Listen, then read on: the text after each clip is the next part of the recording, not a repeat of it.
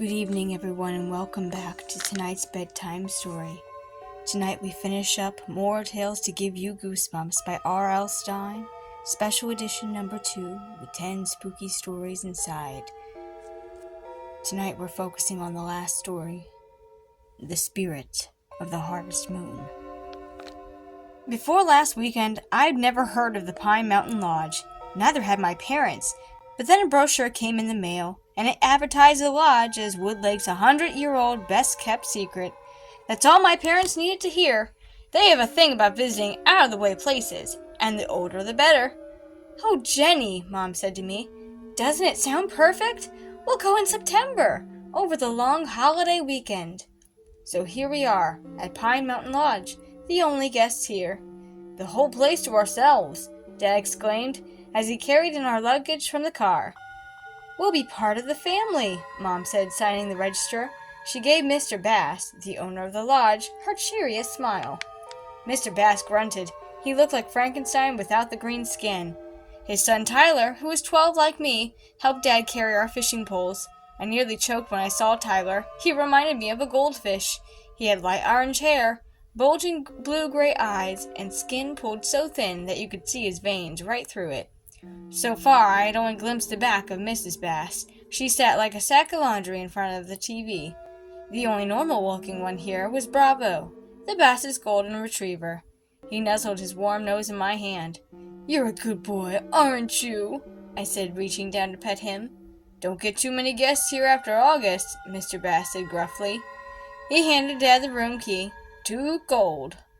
Dad grinned. "Well, that's how we like it."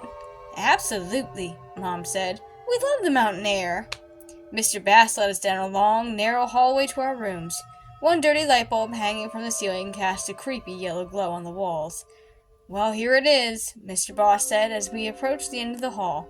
He opened the door to 2 connecting rooms. The first room had a knotty pine paneling, a rickety bed piled high with scratchy woolen blankets, and a worn braided rug on the floor.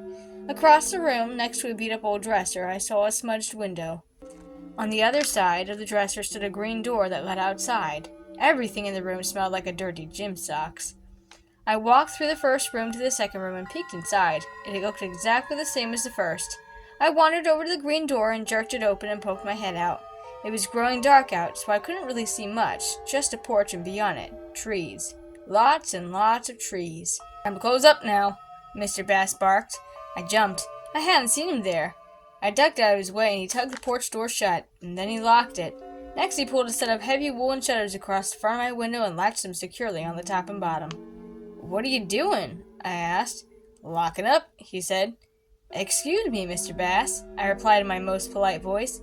"I like to sleep with the window open." Mr. Bass stared hard at me. "Too cold at night to do that," he said flatly. "Don't want to catch a chill, do you?" "Well, I guess not," I answered. I glanced into Mom and Dad's room. Their window was shut, too. After Mr. Bass left, I unpacked my clothes. He was right. It was freezing up here. I climbed into bed wearing 2 pairs of socks, sweatpants, and a t-shirt with a sweatshirt over it. I pulled the blanket up to my chin and studied the room once again. No TV. Just like Mom and Dad to find the one place on the planet without TV. I spent the next hour or so reading. Called good night through the connecting door. "Sleep tight, Jenny," Mom called back. "See you in the morning." I guess I was pretty tired because I fell asleep right away, but I kept waking up. I couldn't find a really comfortable position. As I fluffed up the pillow for the 10th time that night, I heard a voice call out my name. No, can't be. In the middle of the night, I plopped my head down on the pillow and closed my eyes. "Jenny." There! Again! I did hear it. Was it Mom or Dad? It didn't sound like either one of them. Too low and gruff. I sat up and shivered in the dark. A strong wind rattled the shutters. "Jenny." "Is that you, Dad?"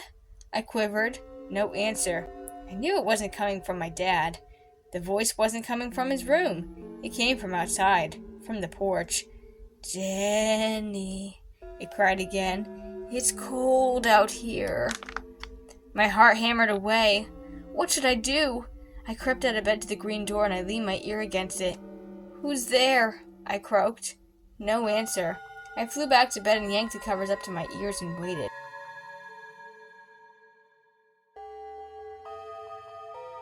Jenny! Jenny! My eyes jerked open. Sunlight peeked through the shutters, and I must have fallen asleep. Time to get up, Mom chirped in the doorway. Did you sleep well? I was cold, I mumbled. How did you sleep? Like a rock, Mom sang out happily. I love the crisp mountain air. Did I really hear a voice last night? It must have been a dream. Just a weird dream. After breakfast, Mom and Dad decided to hike up to Devil's Peak. Aren't you coming along? Dad asked as he and Mom buttoned up their identical red and black checker jackets. Then they tugged on matching red and black caps with furry red ear flaps. Boy, did they look dumb. Mr. Bass says the view up there is spectacular, Mom explained. Come on, honey, put your jacket on. I hate hiking. Can I hang out with Tyler and, explore the woods around here? Well, okay, Mom replied, but don't go too far. We won't be gone long. Tyler and I played a few games of horseshoes, and then he gave me a tour of the lodge while Bravo tagged along. The tour took 2 minutes. There was the lodge, and then there was the woods. Period. By now, things were getting pretty boring, and Tyler didn't talk much. We sat cross-legged on the porch, staring at each other. So, Tyler, I began, do you have any friends around here? He stared at me with those bulging eyes. Not really, he answered. But I don't mind. I like playing alone. Oh, I said. I kind of expected him to answer that way, and then I thought about the strange voice from last night. Does anybody live near here? I asked. No, he replied. The next house is a mile away. Are you sure there's no one else around here? I asked, because last night I thought I heard someone out there on the porch. Tyler's body stiffened. Well, what do you mean? I told him about the creepy voice calling my name. But I'm sure I dreamed the whole thing, I ended. Well, you didn't, Tyler said. What do you mean? I gasped. Tyler moved in close. There's something I should tell you, he whispered. I'm only telling you this for your own good, okay? I nodded. This lodge is haunted. The voice you heard was the spirit calling to you. The spirit? The spirit? I stammered. What kind of spirit? I reached out for Bravo and hugged him closer to me. Tyler's eyes narrowed.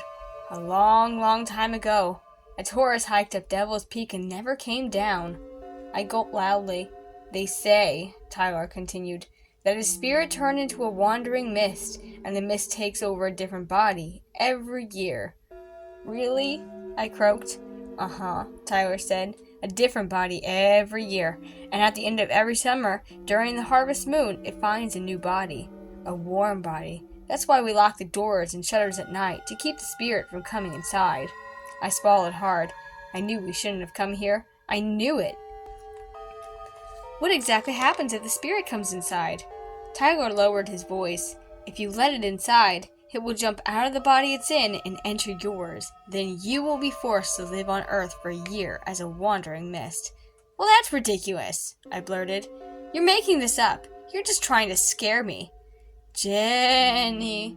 I nearly jumped out of my skin. I turned to see Mom and Dad waving from the end of the trail. I was never so happy to see my parents, even in those dumb jackets. I ran to them, practically knocking them down. Mom! Dad! Hi, Jen! Dad smiled, his cheeks glowing rosy red from the crisp mountain air. Did you have fun? Sure, I answered.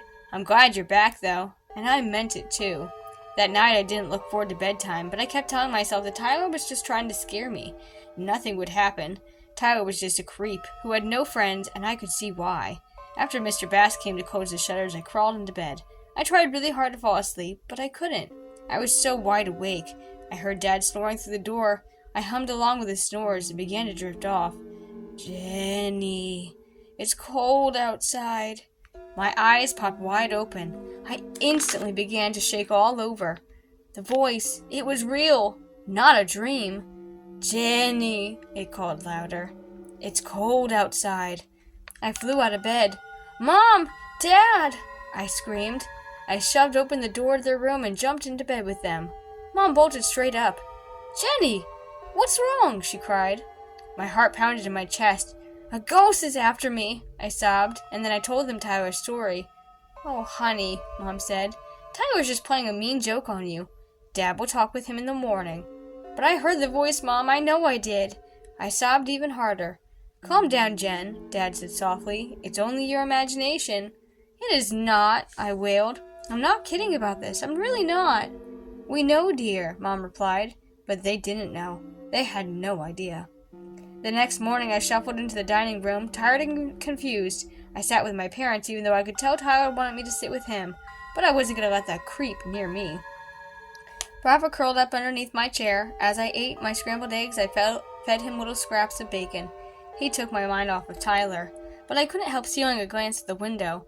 I saw that Tyler hardly ate a thing. In fact, he never seemed to eat much at all. No wonder why he was so thin and pale. Tyler shoved his chair away from the table and headed for ours. Bravo whimpered and nudged my knee. My stomach churned. Tyler grinned at me. "Want to play some more horseshoes, Jenny?" My heart began to thud. "No," I said, my eyes glued to my plate. Suddenly, I knew. Tyler was pale. Tyler never ate. Tyler's own dog feared him. Tyler was the spirit. "Please, Jenny," Tyler begged. "I'm busy," I told him. Then I gave Mom and Dad a look that said, "Don't butt in." I hung around with Mom and Dad all day. I even hiked up an old nature trail with them. I'd do anything to avoid Tyler. At dinner that night, I hardly touched my food. On the way back to my room, Dad gazed outside. "Look, Jenny, the harvest moon." A chill shot through my entire body. Hadn't Tyler said that the spirit finds a new body during the harvest moon? "Well, what's wrong, honey?" Mom asked. "You look upset." "I want to go home, right now," I wailed. "If we stay here, the wandering spirit is going to take over my body." "Jenny," Mom cooed. "You know better than to believe a silly ghost story." "But there is a ghost," I cried. "Why won't you believe me?" Mom just shook her head from side to side, but she walked into my room with me and sat on the bed for a long time. Then just before Mr. Bass came to lock the shutters, Mom peered out the window to check the porch. "Jenny, look," she said. "Bravo's out there. He'll protect you." Knowing Bravo sat out there did make me feel a little better, and even though I'm too old to be tucked in, I let Mom tuck me in that night. "Sleep tight," she said, kissing me goodnight. "If you need us, Dad and I will be in the lounge, playing bridge with the Basses." "Bridge?" I shouted. "You aren't going to be next door?" "Jenny," Mom said firmly, "stop this. You're acting like a baby." Then she left. I lay very still for a long time. The wind howled through the woods. It blew hard against the porch door.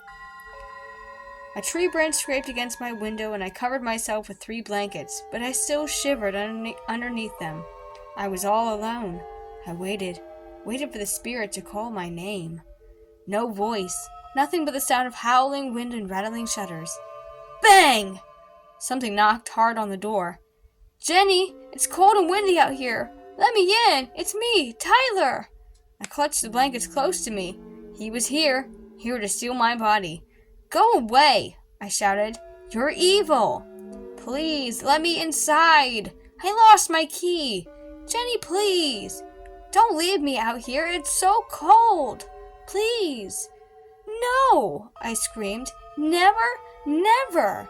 The wind shook the shutters hard now. Tyler kept banging. Tears ran down my face. My whole body trembled. "Go away," I yelled. Then I heard Bravo barking. Good boy, Bravo. He must have heard my cries. His paws clattered on the porch steps, and he snarled angrily at Tyler. "Stop it," Tyler shouted at the dog. "Leave me alone." I heard Tyler stumble down the stairs, and then silence. Bravo had chased Tyler away. The horror had passed, and I was safe. I let out a long, relieved sigh. Soft whimpering cut through the quiet. "Bravo!" I rushed to the green door and opened it, and Bravo trudged in. Bravo gazed up at me gratefully. His sad brown eyes stared up to meet mine. "Thanks, Jenny," he said. "It's cold outside." The end. Thank you so much for sticking with me until the end of this second book. If you'd like more spooky tales, stay with me. I have more spooky tales for you coming up soon, with special edition number 3, 4, and 5 of the Goosebumps series. I invite you to like, subscribe, and of course hit that bell notification for more updates on when we have new bedtime stories uploaded. I really appreciate everybody sticking with me until the end. If you'd like to support me, I invite you now to look at the links below. for my Etsy store and my Patreon with simple ways to support my growing YouTube channel. My goal is to hit 500 subscribers by the new year, so I do invite you to subscribe and help me to reach that number. Thank you so much, and for now, I hope you have spooky nightmares. Good night.